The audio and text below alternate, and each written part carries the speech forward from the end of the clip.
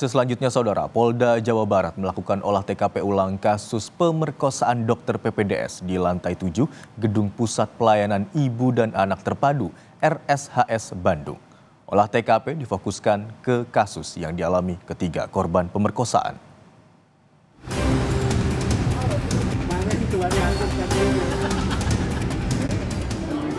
Polisi melakukan olah TKP ulang di lantai 7 Gedung Pusat Pelayanan Ibu dan Anak Terpadu Rumah Sakit Hasan Sadikin, Bandung, Jawa Barat. Olah TKP ini meliputi pemeriksaan swab dengan metode tertentu di beberapa tempat tidur di salah satu ruang perawatan yang belum digunakan. Olah TKP difokuskan pada kasus yang dialami korban pemerkosaan oleh tersangka Priguna Anugrah Pratama, seorang residen anestesi program pendidikan profesi dokter spesialis Universitas Padjadjaran.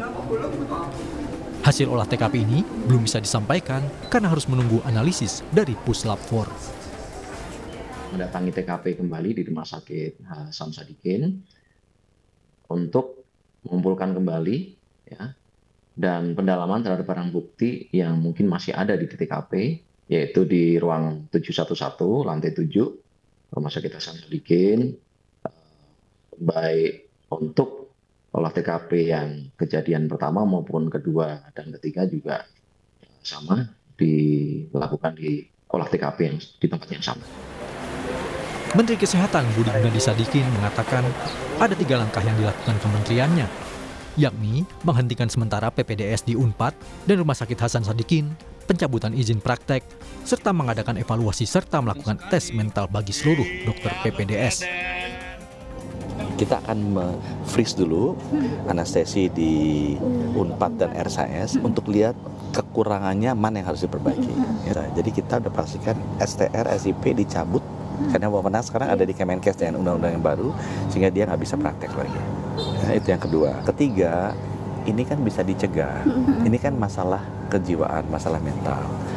Nah sekarang Kemenkes akan mewajibkan semua peserta PPDS yang mau masuk harus tes mental dulu, dan setiap tahun karena mereka kan under a lot of pressure, tekanannya banyak, setiap tahun harus tes mental. Sehingga dengan begitu kita bisa melihat kalau ada yang anxiety, cemas, ada depresi, itu bisa ketahuan lebih dini. Kuasa hukum meminta maaf kepada keluarga korban pemerkosaan atas tindakan asusila yang dilakukan Dr. Priguna Anugrah Pratama. Pelaku dikatakan siap bertanggung jawab atas perbuatan yang dilakukan. Bahwa klien kami juga tentunya bersedia bertanggung jawab di depan hukum dan akan menerima konsekuensi atas perbuatannya, termasuk konsekuensi terburuk di dalam rumah tangganya. Pada korban dan pihak-pihak yang terdampak akibat dari kasus ini, kami selaku penasihat hukum menyampaikan permohonan maaf juga yang mendalam dan sebesar-besarnya, khususnya untuk Kementerian Kesehatan Republik Indonesia. Mantan penyidik Polri, Yosefas Sriswari menyoroti ruangan perawatan yang menjadi lokasi kejahatan pelaku. Dia mempertanyakan tidak adanya suster atau dokter lain yang bersama Dr. Priguna saat menemui pasien dan keluarganya. Dokter yang sedang sekolah, yang namanya orang sekolah tuh ada di dalam tekanan. Tapi kok masih bisa punya otak sekotor itu? Ada perawat satu, mesti ada perawat lain. Ini kok bisa gini? Ini juga menjadi pertanyaan besar. Apakah kepandaian si pelaku mengemas sedemikian rupa melihat si korban dalam kondisi terpuruk secara psikologis, secara mental, ayahnya dalam kondisi kritis, atau bagaimana? Menurut psikolog, tak mudah bagi korban pemerkosaan untuk melapor karena adanya rasa malu atau tekanan mental. Hal ini tentu menyulitkan penyelidikan oleh polisi.